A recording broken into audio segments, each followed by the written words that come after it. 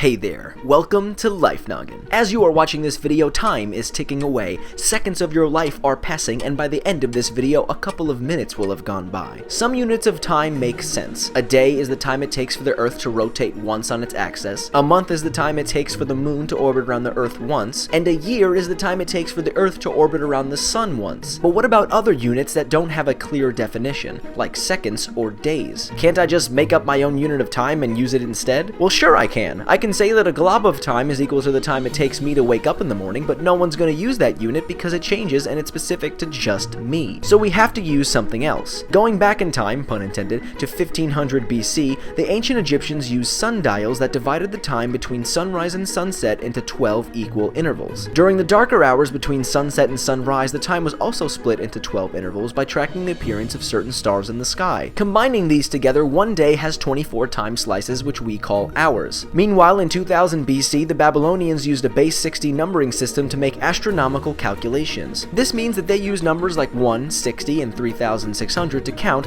similarly to how we use 1, 10, and 100 in our modern base 10 numbering system. Using this base 60 system, minutes and seconds were created, which were eventually used in clocks in the 16th century. So we can explain a day pretty well with all of these terms, but what about weeks? Once again, we can trace this back to the Babylonians. 7 was a mystical number for them. This represented the 7 heavenly bodies, which included the sun, moon, and the 5 planets. Also, the Babylonians seem to have tracked the different phases of the moon and found that they changed about every 7 days or so. The 7-day system was also popular in Jewish civilizations. But it wasn't until 321 AD that the Roman Emperor Constantine made the 7-day week official. Most of the days are named after Norse gods like Thor for Thursday, Freya for Friday. However, the Romans still got to name one. And this one's arguably one of the best days of the week, Saturday. It's named after Saturn, god of fertility, agriculture, and coincidentally, time. So really, the whole 7 days a week thing is just a tradition. It could have been any other arbitrary number, but our ancestors decided on 7. But tell us, how long would you like the week to be? And if you can come up with a new name for a day,